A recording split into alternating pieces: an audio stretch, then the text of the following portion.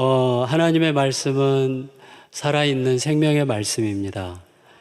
그래서 그 말씀은 우리의 그때의 상황에 가장 적합하게 우리에게 들어올 때가 종종 있죠.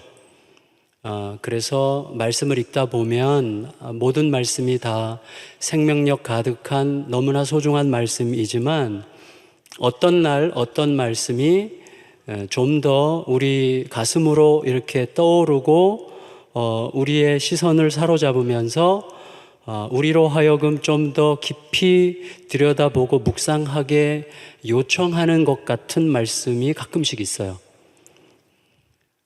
없어요? 있죠. 그래서 그 말씀을 이렇게 들여다보면 인격적인 하나님께서 그 말씀을 통하여 그날 저에게 어떤 말을 걸어 오시려고 한다는 것을 느끼게 됩니다.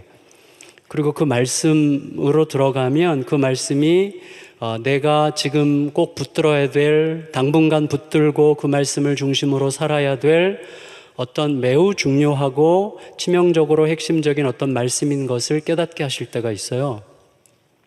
이 말씀이 저에게 어느 날 새벽 그런 말씀으로 와 닿았어요. 다 각각 집으로 돌아가고 예수는 감람산으로 가시니라. 그래서 사람들이 다 각각 집으로 갔다는 것과 예수님께서 감람산으로 가셨다고 하는 이 말씀이 그때 그 상황 속에 있는 저에게 아주 예리하게 들어오면서 뭔가 더 깊은 묵상을 하도록 요청하는 것처럼 느껴졌어요.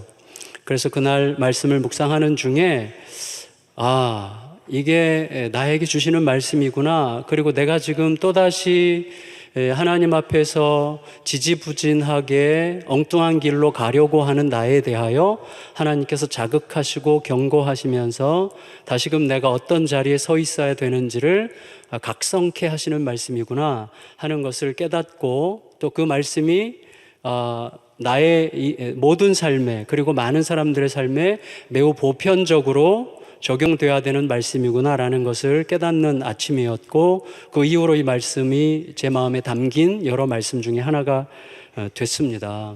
그래서 이 말씀을 들여다보면 다 각각 집으로 돌아갔다라고 하고 있는데, 이제 그들이 다 각각 집으로 갔다고 할 때 그들은 누구냐 하면 7장을 이제 대충 보기만 해도 예수님께서 초막절에 예루살렘 성전에서 하나님의 말씀을 전하고 계실 때 하나님의 말씀을 들으러 왔던 백성들, 군중들을 얘기합니다.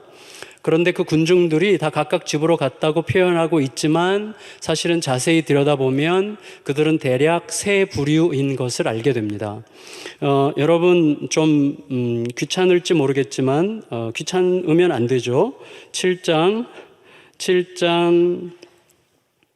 40절부터 46절까지 같이 한번 읽어볼까요? 7장 40절부터 46절까지를 같이 읽어보겠습니다. 시작.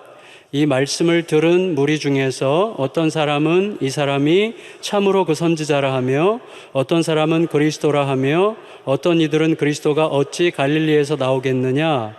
성경에 이르기를 그리스도는 다윗의 씨로 또 다윗이 살던 마을 베들레헴에서 나오리라 하지 아니하였느냐 하며, 예수로 말미암아 무리 중에서 쟁론이 되니 그 중에는 그를 잡고자 하는 자들도 있으나 손을 대는 자가 없었더라. 아랫사람들이 대제사장들과 바리새인들에게로 오니 그들이 묻되 어찌하여 잡아오지 아니하였느냐. 아랫사람들이 대답하되 그 사람이 말하는 것처럼 말한 사람은 이때까지 없었나이다 하니. 자, 여기까지요. 절 보세요.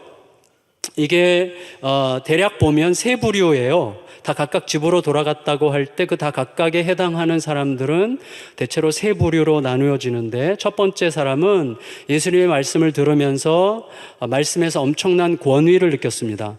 그리고 말씀에 푹 잠겼습니다. 그리고 예수님의 말씀에 아주 굉장한 매력을 느끼고 예수님의 말씀을 들으면서 적어도 이렇게 말씀하시는 분이라면 이분은 우리가 오랫동안 기다려왔던 구약의 바로 그 선지자거나 그리스도 메시아겠구나라고 생각한 사람들이에요. 두 번째 사람들도 아마 그렇게 생각했을 거예요. 전체적인 문맥을 보면 그렇게 예수님의 말씀에 푹 빠지고 감동을 받다가 갑자기 메시아는 아닌 게 분명해. 라고 생각한 사람이에요. 왜냐하면 갈릴리에서는 메시아가 나올 수 없다라고 하는 그 당시 사람들 사이에 보편적으로 떠돌던 생각으로 인해서 이 사람들이 예수님은 메시아일지도 모르겠다라고 하는 생각을 접고 메시아가 아니라고 자기를 설득한 사람들이 두 번째 부류고, 세 번째 부류의 사람들은 예수 그리스도에게 꼬투리를 잡으려 갔던 사람들이거든요. 자, 이 세 부류를 간단하게 생각하고 또 그 의미가 무엇인지를 좀 들여다보려고 합니다. 첫 번째 부류, 말씀을 진짜 잘 들은 사람들이죠.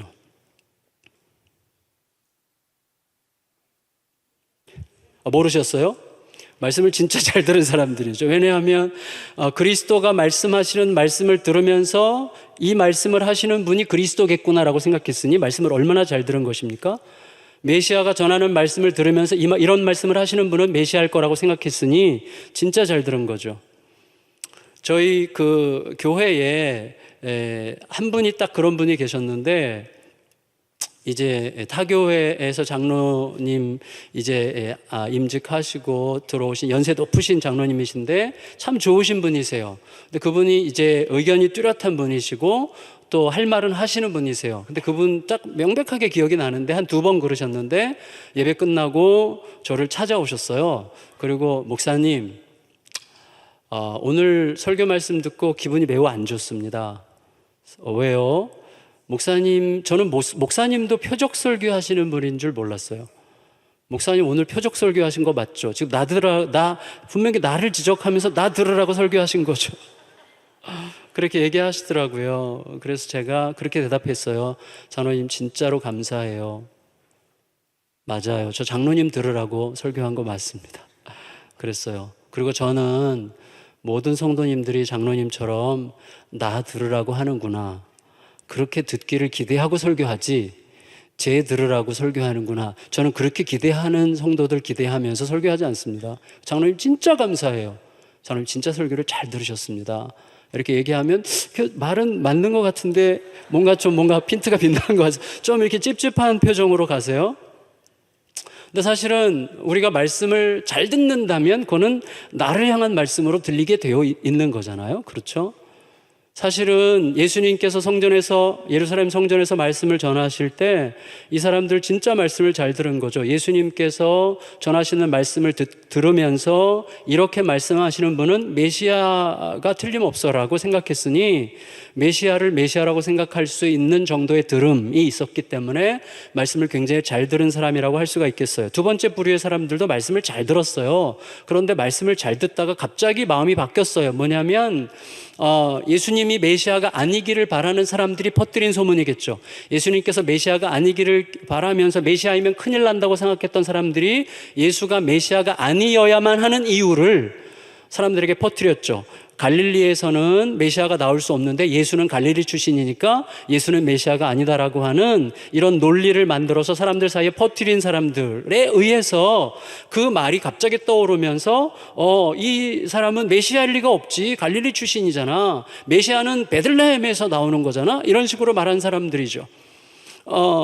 세 번째 부류의 사람들은 이제 서기관과 바리새인들이 예수님을 꼬투리 잡아서 예수님을 넘어뜨리려고 하수인들을 고용했어요. 그래서 예수에게 가서 말을 좀 잘 들어봐라. 그래서 너희가 말을 듣다 보면 분명히 우리가 가르쳤던 것과 굉장히 다르게 뭔가 꼬투리 잡을 만한 말이 분명히 있을 텐데 꼬투리가 잡히면 무조건 데리고 와. 그러면 그 다음에는 우리가 알아서 할 테니까 라는 식으로 예수님의 말씀에 빌미를 잡아서 꼬투리 잡아서 끌어오도록 고용받은 하수인들이에요. 이 사람들이 그 무리 중에 있었어요. 그런데 이 사람들이 예수님의 말씀을 듣고는 예수님을 체포하지 못했습니다. 체포하지 못한 채 돌아와서 하는 말이 뭐였어요?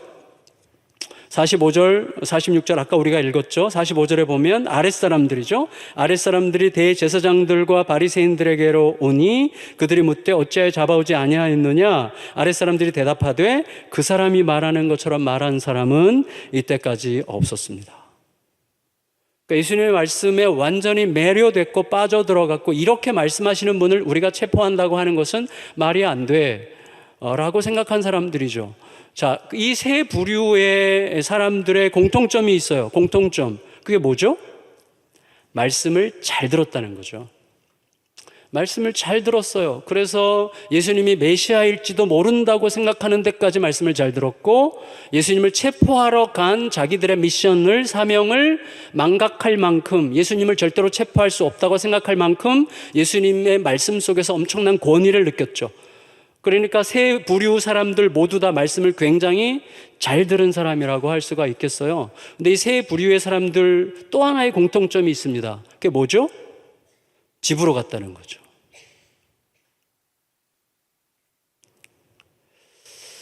성도 여러분, 예수님이 진짜 메시아라면, 그리고 내가 이분을 체포하러 간 내 사명이 있다면, 내가 누군가에게 고용돼서 이분을 체포하는 게 나의 목적인데 체포할 수 없을 만큼 엄청난 권위를 느낄 정도의 분이라면, 그리고 그분의 말씀을 들으면서 이분이 메시아일 수도 있겠다라고 생각될 정도라면 시간 됐다고 집에 갈 수 없습니다. 뭔가 더 알아봐야 되고, 더 들어봐야 되고, 더 진지하게 귀를 기울이고 뭔가를 더 물어보고 그 앞에 엎드려야죠. 왜냐하면 그분이 진짜로 메시아라면, 그분이 그 정도로 엄청난 권위를 가진 분이라고 내 속에서 느껴진다면 그분은 내 인생을 바꿀 수 있는 분이에요. 내 인생의 이전과 이후를 가를 수 있는 기준점이 되는 분인데 어떻게 그분을 두고 집으로 갈 수가 있겠습니까? 그러니까 이 사람들이 집으로 갔다는 것은 무슨 뜻이죠? 예수님을 내 앞에서 메시아라고 느낄 수 있는 상황에서도 집이라고 하는 요소는 내 앞에 그리스도를 두고 돌아갈 만큼 강력한 에너지를 가진 게 집이라는 거예요. 그게 집이에요. 우리 모두에게는 그런 집이 있습니다. 우리가 그런 집이 없는 것 같죠? 다 있어요. 그래서 내 앞에 계신 예수 그리스도를 두고 돌아가야 될 만큼 중요하게 느껴지는 무엇이 있는 거예요. 우리 각자에게. 그래서 이 부분을 좀 더 우리가 들여다봐야 될 것 같습니다. 내 인생을 완전히 바꿀 수 있는 분을 두고 집으로 가게 만드는 그 힘이 도대체 뭔지, 그걸 우리가 생각해야만 하는 거죠.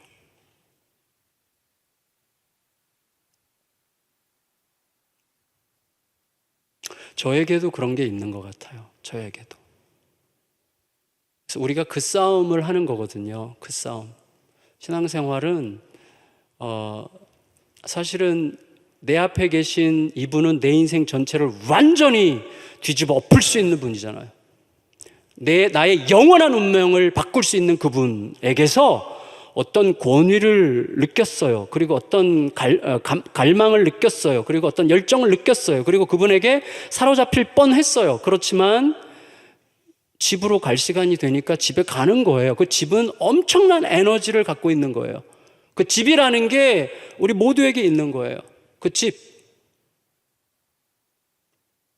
우리의 그 집은 뭘까를 우리가 생각해야 되는 것이죠. 다 각각 집으로 돌아가고.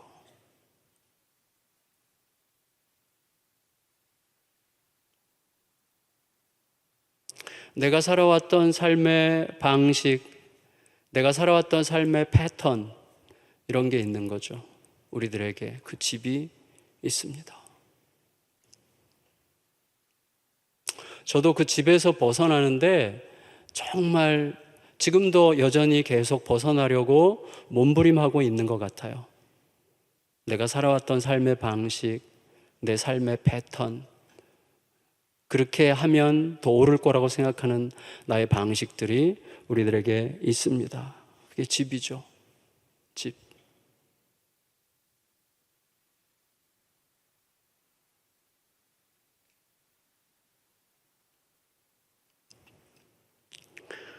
다 각각 집으로 돌아갔어요. 집으로 돌아가면 안 되거든요.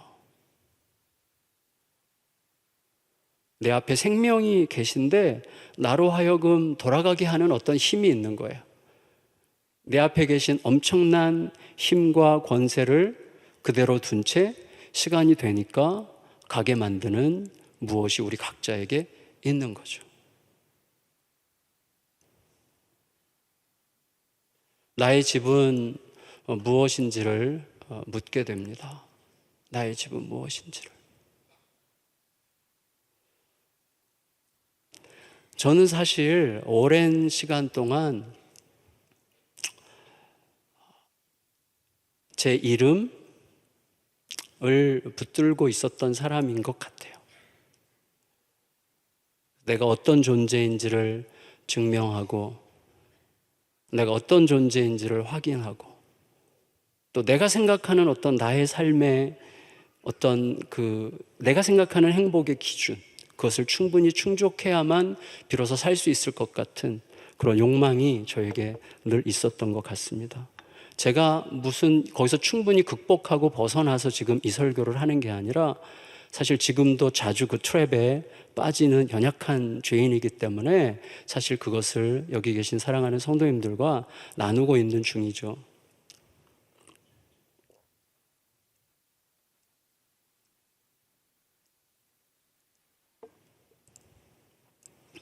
다 각각 집으로 돌아가면 안 되죠. 거기서 예수님께 더 묻고, 더 알아보고, 더 살피고, 더 질문하고 해야죠. 근데 예수님 앞에서 예수님을 심지어 그리스도라고 느끼는 순간에도 나로 하여금 가게 하는 그 힘이 있는 거예요.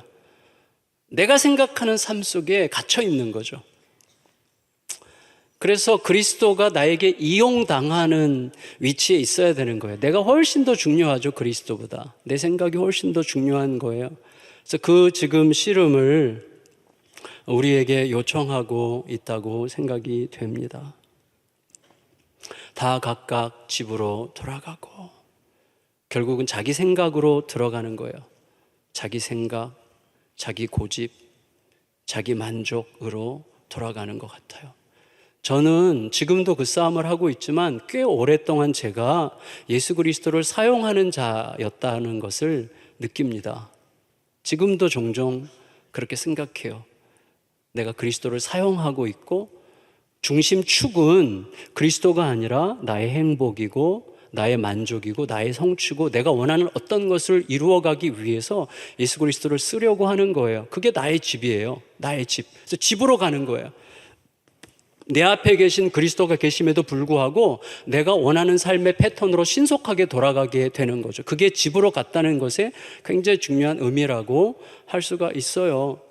우리 모두에게 그런 집에 대한 추구가 있어요. 나의 집에 대한 추구, 내가 생각하는 삶의 기준을 충족시키고자 하는 추구가 우리 모두에게 있는 거죠. 그리스도를 매우 사랑하는 것 같지만 사실은 내 방식으로 사랑하더라고요. 제가 가만히 제 자신을 보니까.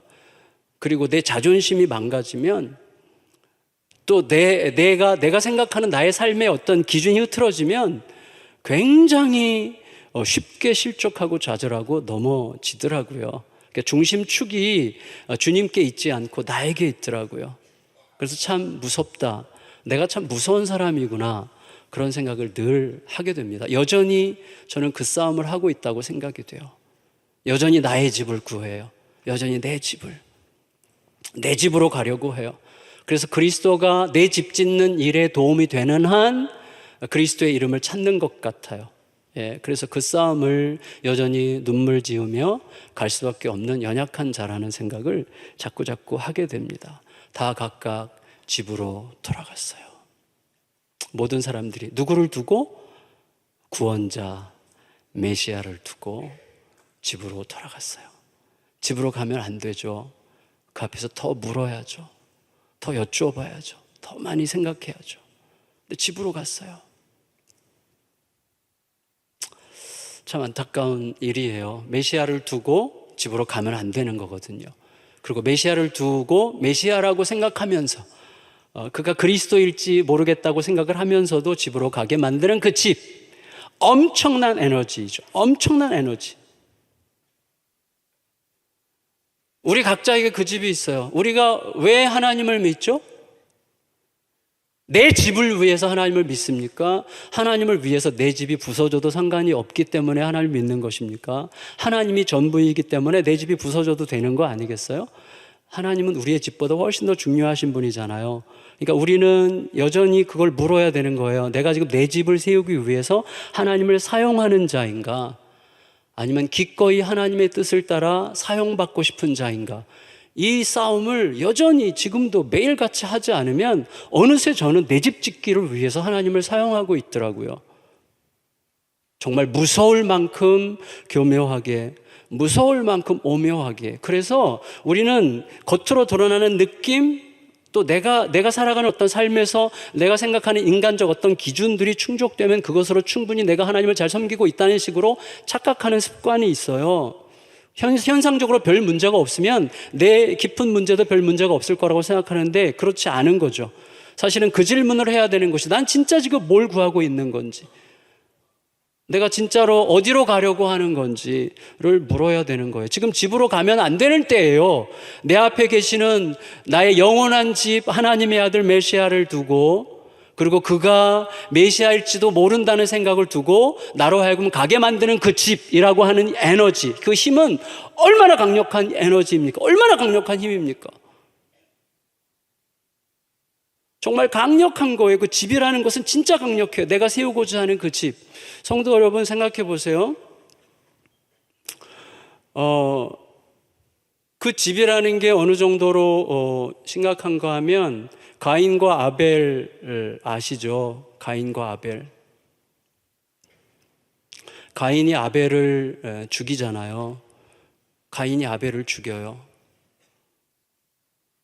그리고 나서 하나님 앞에서 자기의 죄를 감추죠. 그 문제가 전혀 해결되지 않죠. 해결되지 않고 하나님과의 관계가 제대로 형성되지 않은 상태에서, 그 문제를 충분히 해결하지 않은 상태에서 떠나죠.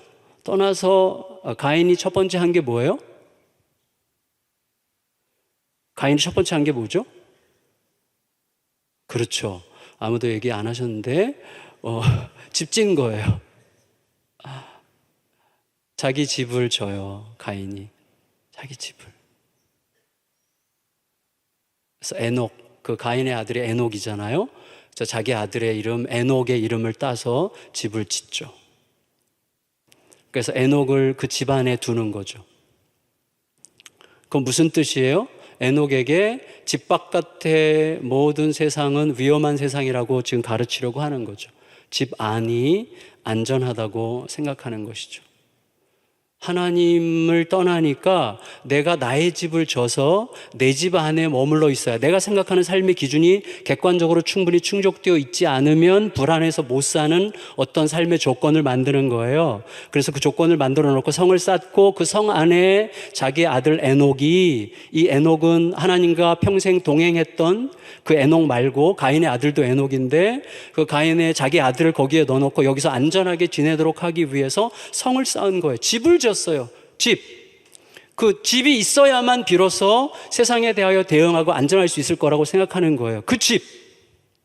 우리 모두는 그 집을 지려고 하는 거예요. 하나님께서 우리들의 집에, 하나님 자신이 우리들의 집이라는 사실을 생각하려고 하지 않는 거죠. 그래서 어떻게 해요? 사실은 가인은 그 집에 머물러 있지만, 또 그 집 안에서 자기 아들을 키우지만 아들을 가장 안전하게 만든다고 하는 바로 그 이유로 그 집 안, 그 조그만 집 안에서만 자유로운 거죠. 집 바깥의 모든 세상은 두려움의 세상이 되는 거예요. 자기 집을 구함으로, 집을 짓고 그 집 안에서만 그 아들이 안전할 수 있을 거라고 생각하게 만들므로써 집 바깥의 모든 세상을 두려운 세상으로 느끼게 만드는 거죠. 그런데 창세기, 그게 4장이고 창세기 5장에 또 에녹이 나오죠. 가인의 아들 에녹 말고 약속의 자녀 에녹. 약속의 자녀 에녹에 대해서 성경은 어떻게 기록하고 있습니까? 에녹이 365년 동안 하나님과 300년 동안 하나님과 동행했다고 그랬죠. 하나님과 동행했다고. 그건 무슨 말이에요? 하나님을 나의 집으로 삼아 살았다는 뜻으로 우리가 이해할 수 있죠. 하나님이 나의 집이면 내가 생각하는 어떤 삶의 객관적 기준, 이것도 있어야 되고 저것도 있어야 되고 이 정도의 삶의 객관적 조건들이 있어야만 비로소 내가 안전할 수 있을 거라고 하는 생각이 아니라 하나님만 계시면 항상 안전한 거죠. 하나님만 계시면 항상 편안한 거죠. 하나님만 계시면 항상 자유로울 수 있는 거죠. 우리를 부르신 하나님의 자리는 바로 그 자리 아닙니까? 하나님만 계시면. 하나님이 나의 집이 되도록 우리를 부르신 거잖아요. 그렇죠? 그래요.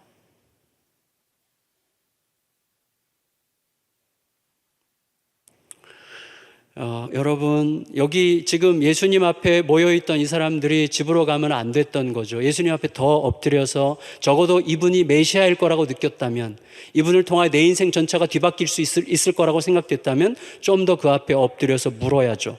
근데 집이라고 하는 것은 엄청난 에너지가 있는 거예요. 그래서 집, 우리 모두가 다 어쩌면 그 집을 구하기 위하여 하나님을 사용하는 자가 되려고 하는지도 몰라요. 하나님을 사용해서 내 집을 지으려고 하는 것이죠. 내 생각들이 다 부서지더라도 하나님 자신이 내 집이 되기를 열망하는 삶으로 들어가야 되는데, 사실은 하나님을 사용해서 내 집 짓기를 하려고 몸부림하고 있는지도 모르죠. 신앙생활은요, 내 집을 깨뜨리고 아버지 집으로 들어가는 거예요. 죄송합니다.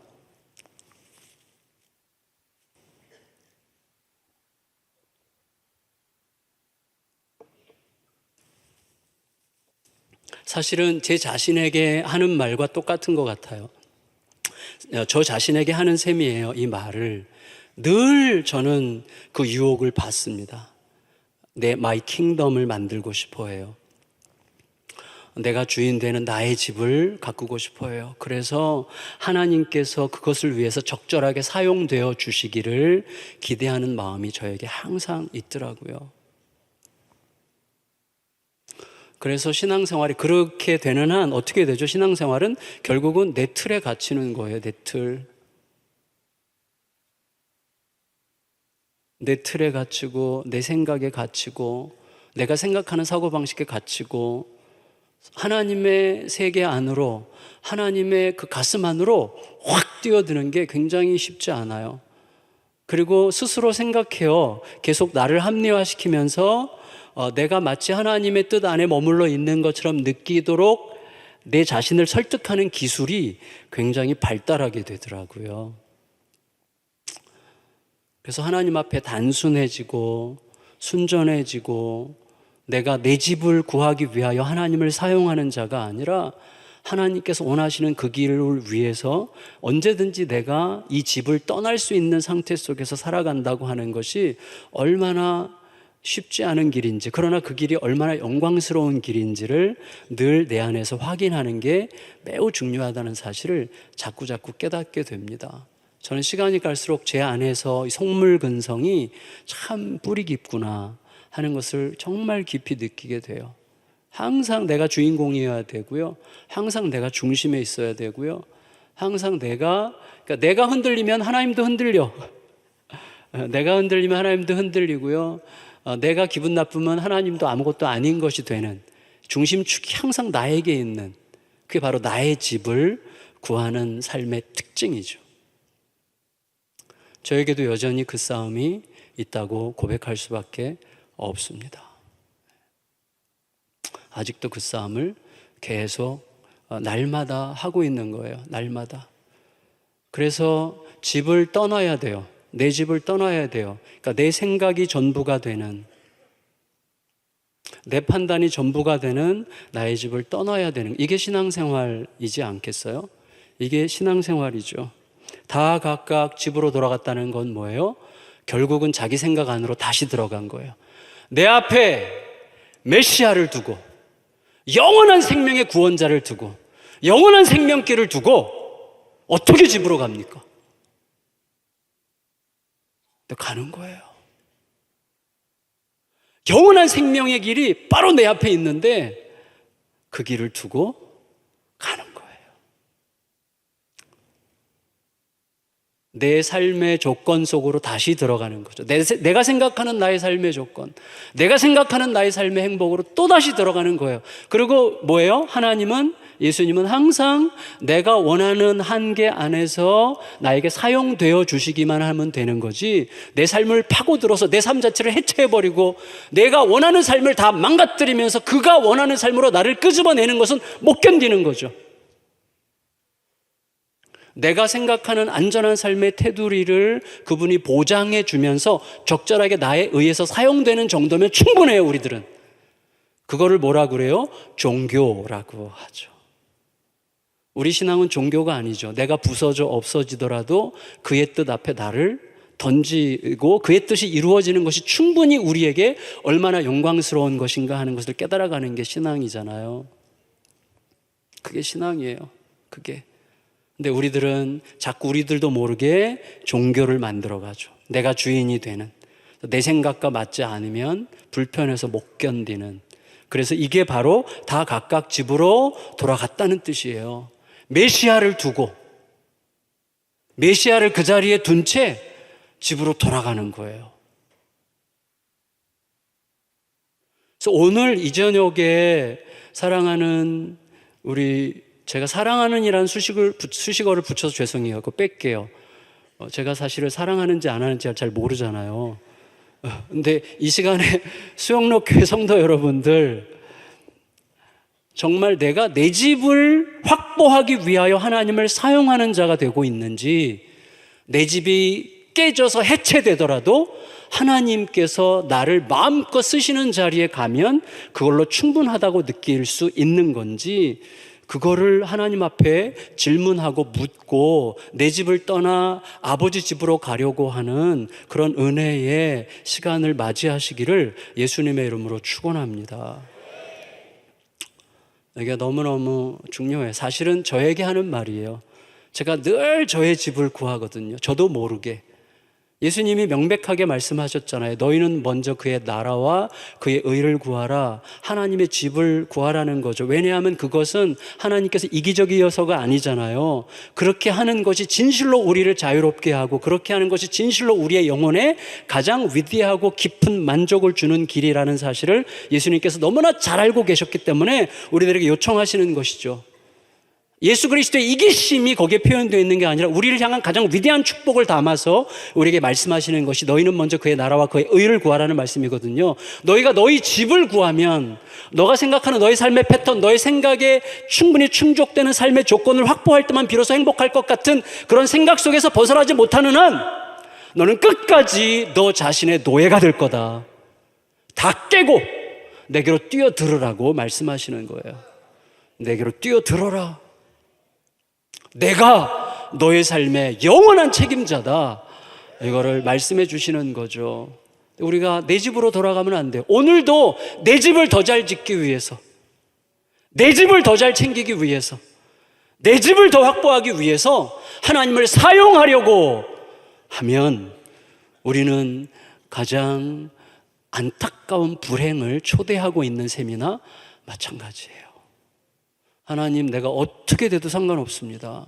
아버지 집으로 들어가겠습니다. 아버지 집은 뭐예요? 아버지 뜻이 온전히 시행되는 그곳이죠. 아버지 뜻이 있으면 되는 거예요. 아버지 뜻이 있으면 되는 거예요. 그곳으로 가야 되죠. 예수님은 어디로 가셨어요? 감람산으로 가셨어요. 감람산. 아무것도 없어요. 아무것도. 내가 원하는 것, 내가 기대하는 것, 내 편리를 보장해주는 어떤 객관적 요소가 하나도 없는 것, 그게 감람산이죠. 화장실도 없고 텔레비전도 없고 자동차도 없고 내 삶의 모든 편의를 제공할 만한 것들이 하나도 없는 곳, 그것이 감람산이죠. 예수님은 감람산으로 가셨어요. 거기에는 뭐만 있어요? 아버지의 뜻을 구하는 자리만 있는 거죠. 아버지의 뜻을 구하는 곳, 다시 말해 아버지 집을 구하려고 가신 거죠. 각각 집으로, 자기의 집으로, 자기의 삶이 자기 어떨 때 가장 행복할 거라고 생각하는, 자기가 생각하는 자기의 삶의 조건을 충족시킬 만한 어떤 공간으로 다시 돌아가는 사람과 대조적으로 예수님은 감람산으로, 아버지 집으로, 아버지의 뜻을 구하여 아버지의 뜻이 시행되는 그곳이 곧 아버지의 나라임을 입증하는 그 자리로 가셨어요, 예수님은. 저는 우리에게 보여주시는 굉장히 중요한 그림이라고 느껴졌어요. 이 그림이. 날마다 우리들에게 요청되는 그림이죠. 아버지 집으로 가는 거죠. 아버지 집. 아버지의 뜻이 시행되는 그곳. 아버지의 나라를 구하는 삶으로 우리에게 대조적으로 보여주셨어요. 자, 이제 서론인데 본론적으로 간략하게 말씀을 드릴게요. 자, 각각 자기 집으로 갔던 사람들과 아버지 집을 구하러 감람산으로 가셨던 예수님이 그 다음날 예루살렘 성전에서 다시 만나요. 다시 만나요. 그러는데 각각 자기 집에서 자기 집으로 갔던 서기관과 바리새인들, 여기 8장 2절부터 나오는데 3절에 보면 서기관과 바리새인들이 나와요. 이 사람들이 예수님을 이제 넘어뜨리려고, 쓰러뜨리려고 뭔가 작전을 짰어요. 그래서 우리가 잘 아는 말씀이죠. 현장에서 가늠하다 잡힌 여인을 데리고 예수님 앞에 옵니다. 예수님을 넘어뜨리려고. 그래서 이 여자, 당신은 누구의 편이 되겠어? 당신은 이런 죄인의 편이, 당신은 죄인들을 위해서 이 땅에 왔다고 우리에게 그동안 여기저기서 얘기하고 다녔다고 우리가 듣고 있는데, 당신은 여전히 이 상황에서도 이런 현장에서 가늠하다 잡힌 이런 더러운 죄인의 친구라고 자처하겠어? 아니면 이런 더러운 여자를 돌로 쳐서 죽이라고 말한 하나님의 사람 모세의 가르침을 따라 그 길을 가겠소라고 예수님 앞에 함정을 놓고 예수님께서 어떻게 대답하시는지를 지금 기다리고 있어요. 예수님을 체근하면서 예수님께서 어떤 대답을 하려고 하시는지를 들으려고 하고 있어요. 그때 예수님께서 어떻게 하셔요? 이게 참 복잡한 내용일 수도 있는데 간단하게 제가 이해한 바로 말씀을 드리면, 예수님께서 갑자기 그들의 도전적인 질문 앞에 자리에 앉으시죠. 자리에 앉아서 뭐예요? 땅에 뭔가를 쓰시죠. 그리고 일어나서 한마디 하시죠. 무슨 말 하셨어요? 그렇죠. 너희 중에 죄 없는 자가 돌을 들어 치라, 이렇게 얘기하셨어요. 그리고 또다시 자리에 앉아서 뭔가를 쓰셨죠. 자, 예수님께서 자리에 앉아서 뭔가를 쓰신 행위가 앞뒤로 있고, 가운데 어떻게 보면 앞뒤 이 햄버거 위 패드 아래 패드고, 가운데 이 속이 있는데, 그게 뭐예요? 너희 중에 죄 없는 자가 돌을 들어 치라. 자, 자리에 앉아서 뭔가를 쓰시고 일어나셔서 너희 중에 죄 없는 자가 돌을 들어 치라고 말씀하신 다음에 다시 자리에 앉으셔서 뭔가를 쓰셨죠. 그러면 예수님께서 자리에 앉아서 뭔가를 쓰신 행위가 뭔지 우리는 정확하게 알 길이 없어요. 다만 이 자리에 앉아서 뭔가를 쓰신 행위가 예수님께서 일어나서 너희 중에 죄 없는 자가 돌을 들어 치라는 그 말씀과는 긴밀하게 연관되어 있는 거죠. 그렇죠. 그러니까 뭐냐면 예수님께서 말씀하시려고 하는 것은 너희 중에 죄 없는 자가 돌을 들어 치라고 말씀하실 때, 예수님은 그 자리에 사실은 하나님을 초대한 거죠. 하나님을 초대하고 그들이 하나님 앞에서 자기 자신을 들여다보게 하신 거죠. 그리고 우리 안에 있는 죄를 들여다보게 하신 거죠. 너희 중에 죄 없는 자가 이 여인을 돌을 들어 치라고 하셨잖아요. 그러니까 그들이 하나님께서 하나님을 그 자리에 초대한 거죠. 이런 식이죠. 너희들이 지금 재판장의 자리에 앉아서 이 여인을 피고석에 앉히고 나에게 증언을 하라고 하고, 내가 증언을 잘못할 경우에는 나도 피고석에 앉을 거라고 요청하고 있구나. 나는 이 시간에 하나님을 이 자리에 재판장으로 초대한다. 너희는 그 재판장이신 하나님 앞에서 너희 자신이 누구인지를 질문해 봐라, 이렇게 말씀하신 거죠. 근데 돌을 들었던 모든 사람들이 하나씩 전부 다 돌을 두고 돌아갔어요. 저는 그게 참 놀랍다고 생각이 됐습니다. 왜냐하면 이 사람들은 예수님을 잡으려고 온 사람들이잖아요. 예수님을 잡아서 어떻게 해버리려고 온 사람들이잖아요. 그런데 놀랍게도 예수님께서 이 말씀을 하실 때 예수님을 잡아서 없애려고 온 사람들이 놀랍게도 돌을 다 하나씩 내려놓고 갔어요. 다시 말하면 예수님의 이 말씀 속에서 하나님의 강력한 임재를 느낀 거예요. 하나님의 임재를 느꼈어요.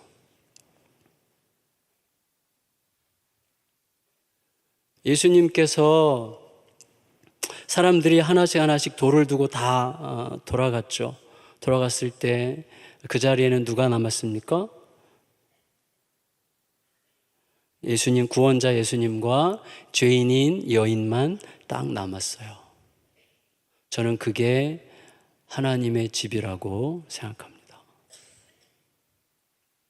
하나님의 집이에요. 예수님은요, 그곳을 하나님의 집으로 만들었어요. 구원자 예수 그리스도와 죄인인 여인만 남는 그곳, 그게 하나님의 집이에요. 오늘날 교회가, 공동체가 하나님의 집이 되지 못하는 굉장히 중요한 이유는 거기에 재판장이 너무 많아요. 검사가 너무 많아요. 고발자가 너무 많아요. 교회가 하나님의 집이 되는 길은 딱 하나밖에 없어요. 구원자 예수 그리스도와 죄인인 우리들만 있으면 그게 하나님의 집이 돼요. 그게 하나님의 집이 돼요. 그래서 예수님은 그 모든 고발자들을 그들의 욕망과 그들의 고발하려고 하는 그 탐욕과 그다음에 그들의 공격성을 무력화시키셨어요. 하나님께서 그 자리에 임재하시도록 하나님을 초대하심으로 그 모두가 그 자리에서 정죄하려고 왔던 그 자리에서 하나님 임재 속에 자기가 이 여인을 정죄할 수 있는 존재가 못 된다는 사실을 비로소 깨달았어요. 하나님의 임재 앞에서 깨달은 거죠.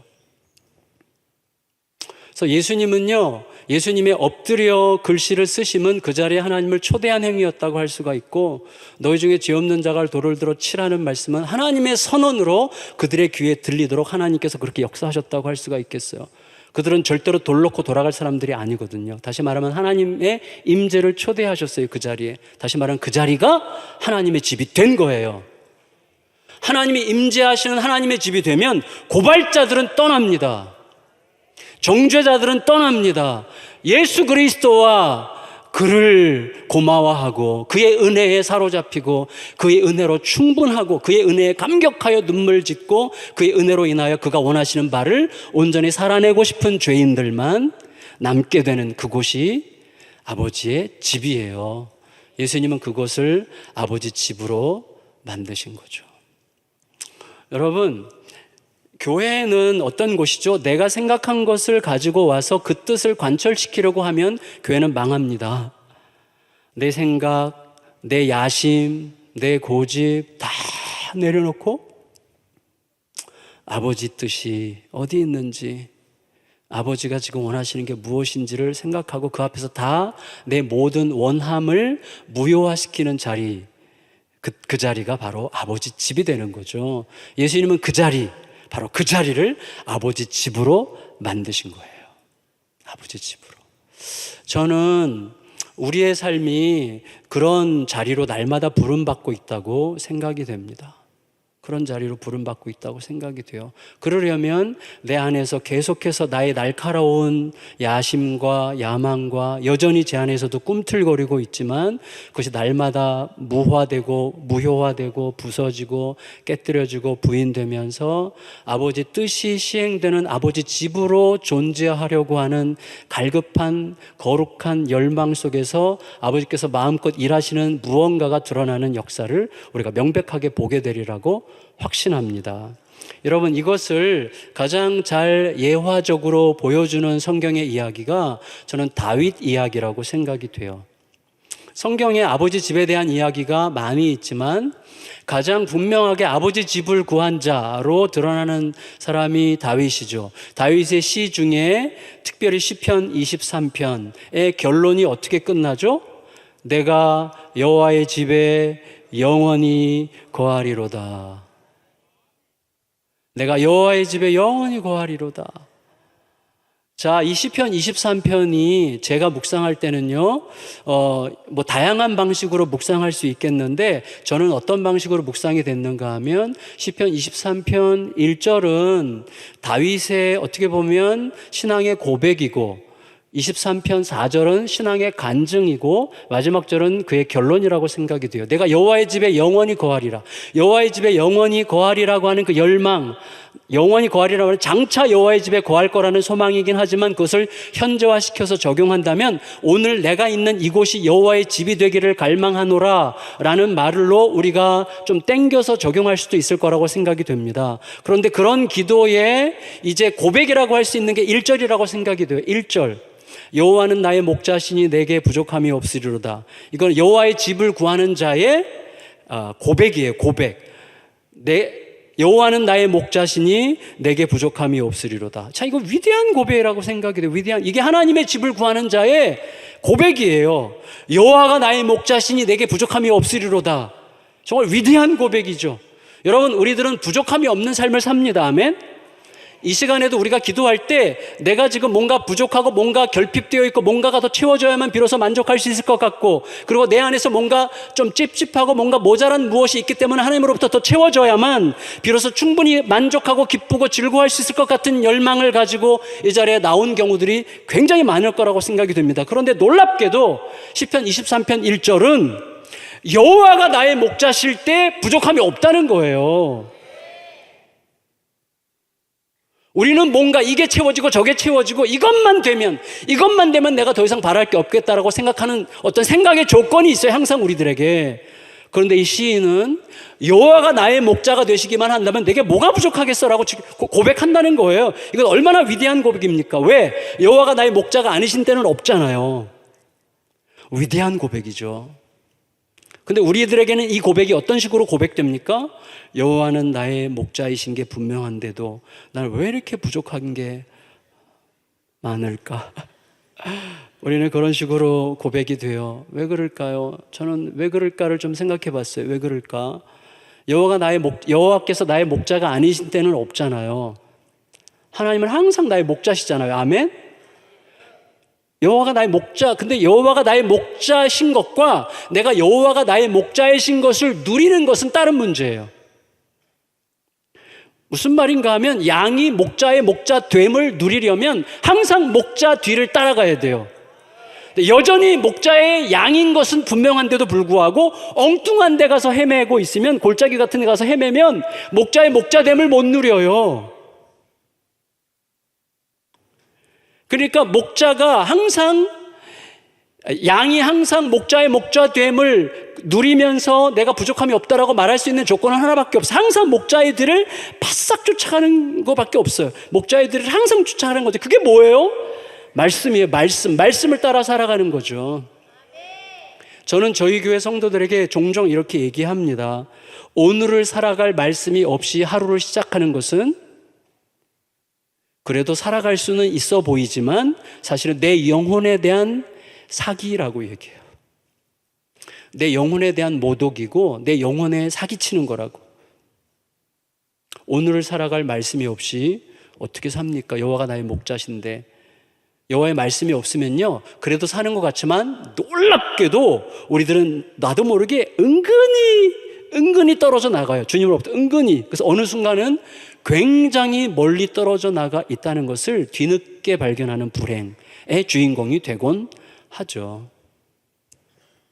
자, 여호와가 나의 목자이심에도 불구하고 우리에게는 범사에 부족함이 많은 삶을 이제 내려놓고 여호와가 나의 목자이시라는 사실로 인해서 충분히 배부르고 충분히 만족한, 여호와가 나의 목자이시면요, 우리의 삶에 독특한 특징이 있어요. 그게 뭐죠?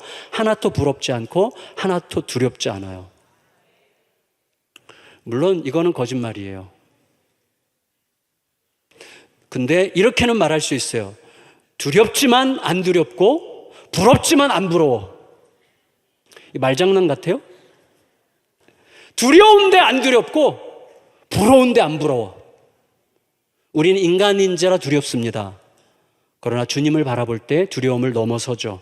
인간인지라 부러워해요. 부러워할 수밖에 없어요. 부러워하지 않는 척하는 게 더 웃겨. 부럽다 그러면 돼요. 근데 나 더 좋은 거 있어. 이렇게 하면서 이겨내는 거잖아요, 우리가. 솔직히. 그렇죠? 아닌 척 하지 말고, 우리가 좀 잘 살아야 될 것 같아요. 근데 자, 여호와는 나의 목자. 여호와의 집을 구하는 자의 자기 이 고백이 여호와는 나의 목자이실 때 내가 부족함이 없다. 정말 여호와로 충분히 배부르다. 그 말이잖아요. 나 여호와로 충분히 배부르다.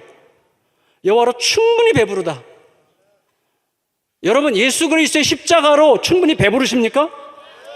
배부르십니까? 제가 우리나라에서 이제 복음 운동하는 단체를 섬기고 있는데 저희가 항상 고백하는 게 있어요. 예수의 십자가로 배부르다고 하는 것은 무슨 뜻인가? 두 가지를 가르쳐. 예수의 십자가 두 가지를 가르치는데 우리에게 첫째, 한번 따라해 보세요. 예수의 십자가를 볼 때 우리에게 이런 고백을 하게 되는 거예요. 나는, 따라해 보세요. 나는 내가 생각하는 것보다 훨씬 나쁜 죄인이다. 여러분, 우리들의 인생을 무너뜨리는 건 딱 두 개예요. 딱 두 개예요. 교만과 좌절입니다. 교만과 좌절에 의해서 우리는 무너지는 거예요. 교만으로 무너지고 좌절로 무너져요. 근데 십자가가 우리에게 가르쳐주는 위대한 두 가르침은 첫째가 뭐라고요? 나는 내가 생각하는 것보다 훨씬 나쁜 죄인이다. 다시요. 나는 내가 생각하는 것보다 훨씬 나쁜 놈이다. 예, 여성도님들은 다르게 얘기하셔도 돼요. 나는 내가 생각하는 것보다 훨씬 나쁜 놈이에요. 어느 정도로 나쁜 놈이에요? 어느 정도로? 예수께서 십자가에서 죽으셔야 될 만큼. 하나님의 아들 예수 그리스도가 십자가에서 죽으셔야 될 만큼, 죽으시지 않으면 안 될 만큼 나쁜 놈이죠. 여러분, 우리가 잘 알아요. 그래서 우리도 알아요. 그래서 기도할 때, 이따가 기도하실 텐데, 기도할 때 어떻게 이렇게 기도하실 수도 있겠죠. 하나님, 이 벌레 같은 죄인입니다. 이 벌레 같은 죄인을 용서해 주시옵소서. 이 벌레 같은 날 위해. 진심이죠? 진심이죠? 진심이에요. 믿습니다.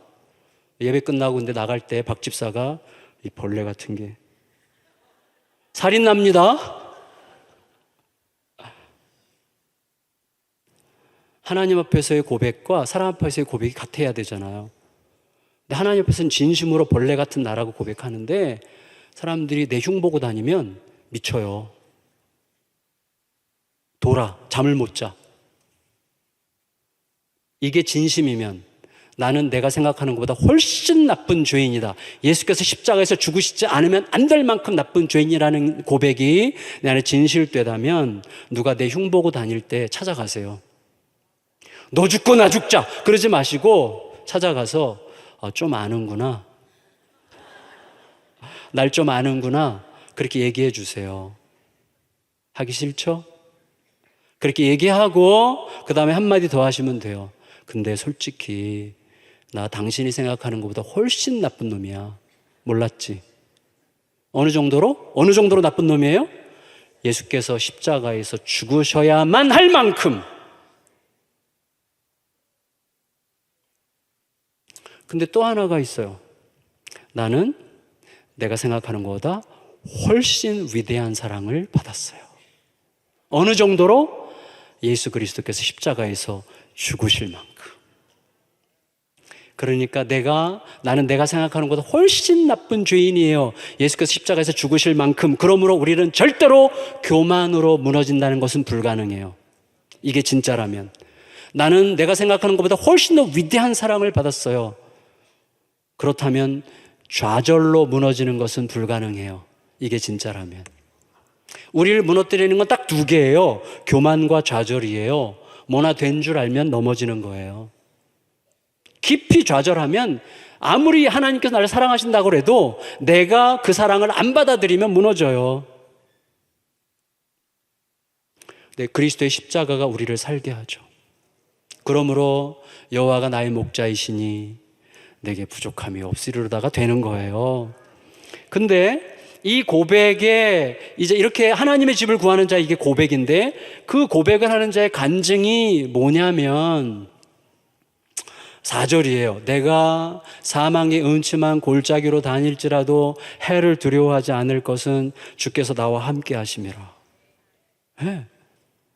사망의 음침한 골짜기로 다닐지라도 해를 두려워하지 않을 것은, 참 이게 위대한 고백인데, 사실은 목자의 삶을 생각해 보면 사망의 음침한 골짜기가 아니라 생명의 골짜기죠. 왜냐하면 양들을 먹이다가 양들이 풀을 실컷 먹으면 물을 마셔야죠. 그런데 물을 마시려면 물은 골짜기 가야 있어요.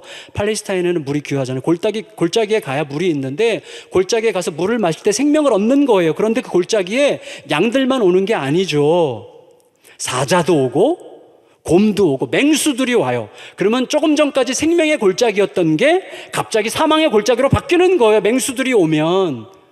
근데 그때 놀랍게도 목자인 다윗이 손에 막대기를 들고 휘두르면 얘네들이 도망을 가요. 근데 나중에 생각해 보니까 이 막대기 갖고 얘네들이 이길 수가 없는 거라. 솔직히 이 막대기 가지고 사자와 곰을 이길 수 없어요. 그런데 휘두르니까 도망가. 그러니까 나중에 깨닫게 되는 건 뭐냐면, 좀 쉽게 이해하려고 이 말씀을 드리는 건데, 자기가 나중에 깨닫게 되는 건 뭐냐면, 이게 내 막대기가 아닌 거, 이게 내 막대기가 아닌 거예요. 주의 막대기, 주의 막대기. 그걸 깨닫게 되는 거예요. 근데 그게 언제 극단적으로 드러나냐면 골리앗과의 싸움입니다. 골리앗과의 싸움. 여러분 잘 생각하세요. 골리앗과 다윗이 싸울 때, 옛날에 제가 다윗과 골리앗이라는 책을 읽어보니까 그 책에서 쓴 분은 결론이 굉장히 합리적이고 은혜가 없는 그런 이제 책이었는데, 뭐냐면 골리앗은 보병이고 다윗은 포병이었기 때문에 보병이 포병을 이길 수 없다. 그래서 다윗이 골리앗을 이긴 거다. 뭐 이런 식으로 얘기를 하는데, 사실은 합리적인데 은혜가 없어요. 근데 사실은 다윗이 골리앗에게 물맷돌을 던질 때 골리앗이 맞아서 쓰러졌죠. 그래서 뒤를 달려가서 골리앗의 칼을 빼가지고 목을 쳤잖아요. 맞죠? 자, 그런데 골리앗이 왜 맞았을까요?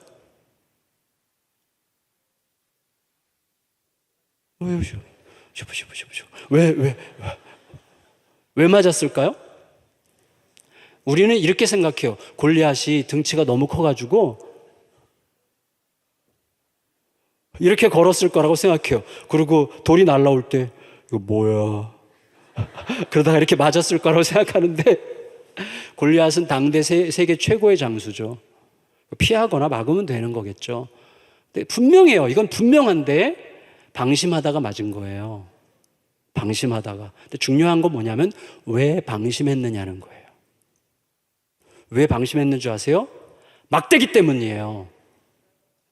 그 제 말이 아니라 사무엘상 17장에 보면 골리앗과 다윗의 싸움에서 이렇게 되어 있어요. 골리앗이 이렇게 말해요. 골리앗은요 다윗의 물맷돌을 못 봤어요. 골리앗은요 다윗의 막대기를 봤어요. 그래서 이렇게 얘기해요. 골리앗이, 너가 나를 개로 여기고 막대기를 들고 나왔느냐. 막대기를 봤어요. 다시 말하면 다윗의 막대기를 보는 순간 이거 뭐야 이거 도대체. 야, 너 지금 싸우려고 나온 거야? 도대체 뭐 막대기 들고 막 이렇게 깔짝거려? 장난하니? 야, 나 세계 최고의 장수야. 너 나를 상대하는데 막대기 들고 지금 동네 개 쫓으려고 나왔어? 진짜? 니네 어떻게 이렇게 인물이 없냐?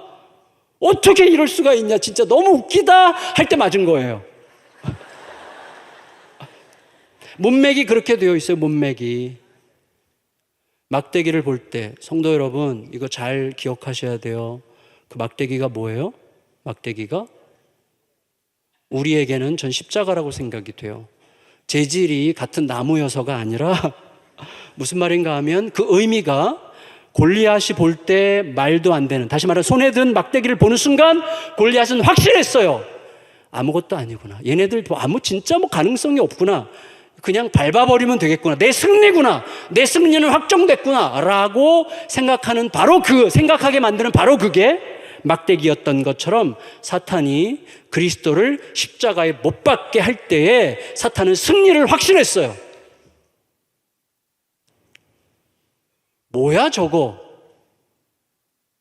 하나님의 아들이 십자가에 못 박혀 죽네? 끝났네? 승리의 환호성을 지르는 순간 패한 거예요.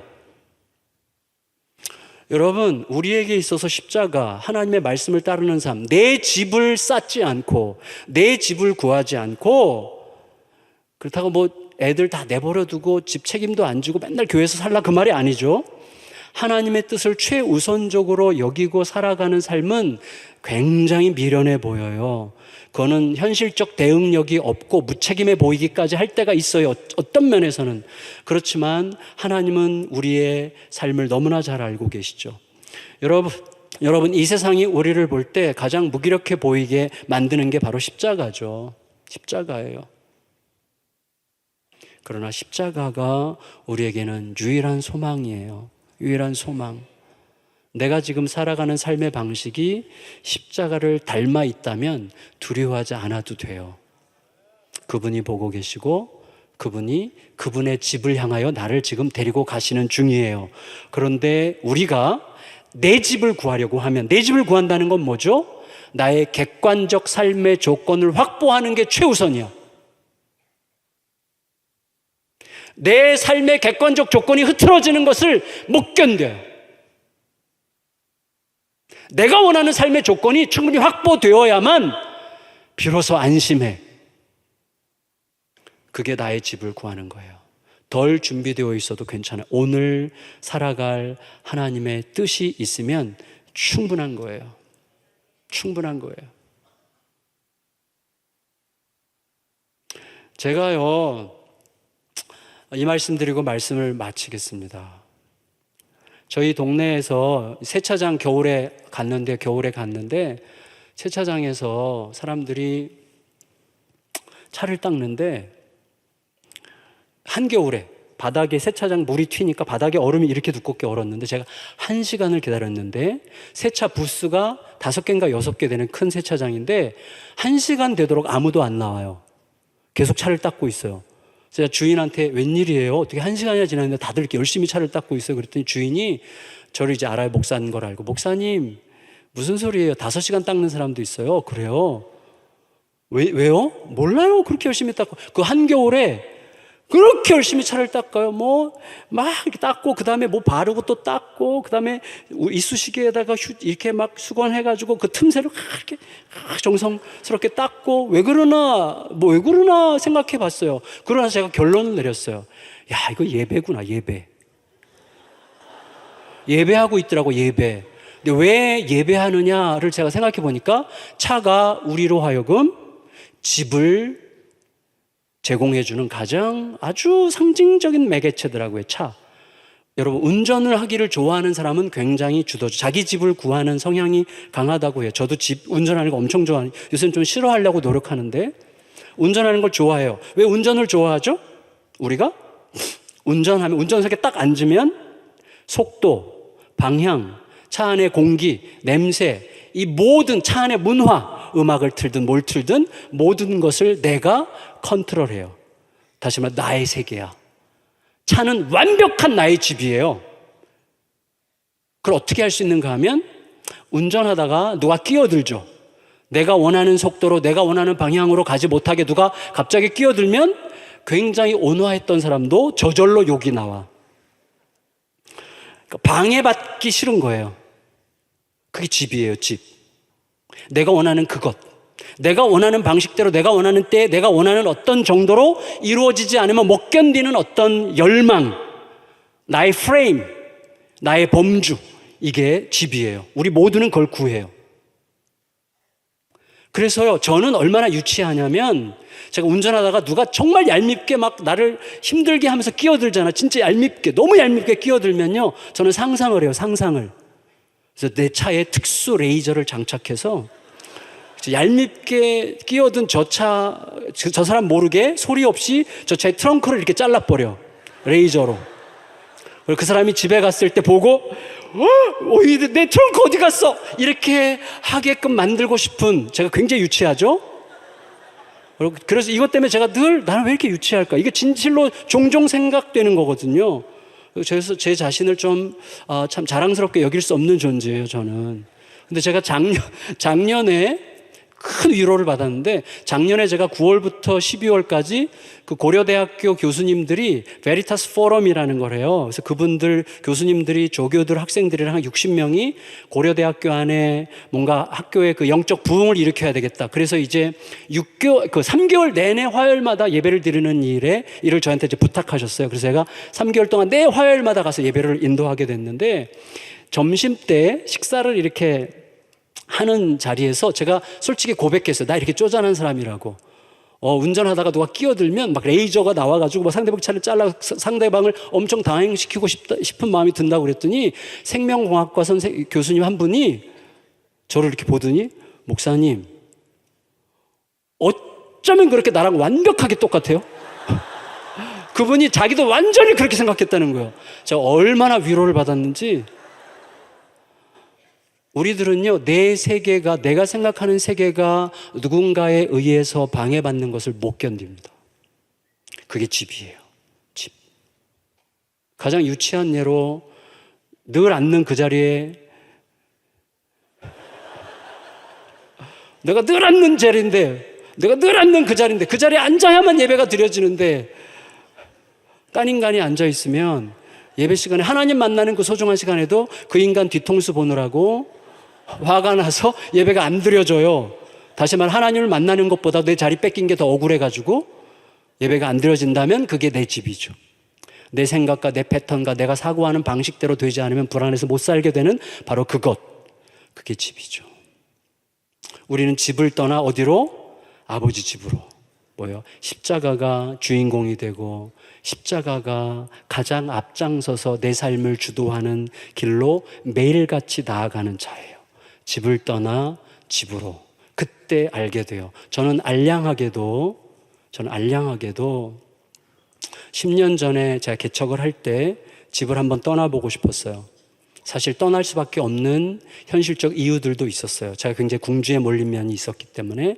근데 그래도 그 집을 떠나서 어떻게 보면 현실적으로 좀 더 안전한 환경을 떠나서 살인의 추억 화성에다가 개척을 하기로 결정을 할 때 집을 떠나는 심정이었어요. 그런데 집을 떠나서 거기서 새로운 집이 형성이 되다 보니까 어느새 또 내 집을 짓고 있더라고요. 항상 굉장히 무서운 현상이에요. 우리는 날마다 내 집을 떠나 아버지 집으로 들어가는 자로 설 때 비로소 내가 생각지도 못했던 아버지의 나라가 나를 통하여 어떻게 형성되는지를 보기 시작해요. 내 집을 버리지 못하면 나로 인해서 우리 아이들 소외되고 우리 식구들 소외되고 나로 인해서 상처와 장벽이 계속 만들어지는 겁니다.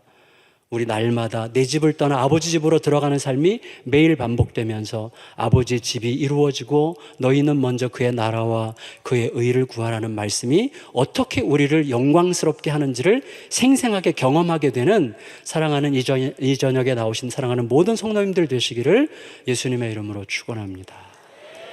존귀하신 아버지 하나님, 은혜를 감사드립니다. 이 시간에 주님의 은혜를 사모하고 하나님의 자녀로 온전하게 세워지고 예수님께서 우리의 전부이심을 고백하며 확증받기를 갈망하며 나온 모든 성도들에게 주의 나라와 의를 구하는 자의 자유와 만족과 부요함이 충만히 경험되는 은혜를 베풀어 주시고, 그 은혜로 살아감으로 하나님, 우리는 주의 나라를 구할 뿐인데 하나님께서 어느새 우리들의 삶을 가장 풍성하고 아름답게 채워가시는 것을 확실하게 경험하는 은혜의 삶으로 우리들을 날마다 이끌어 주시옵소서. 존귀하신 예수 그리스도의 이름으로 간절히 기도드리옵나이다. 아멘.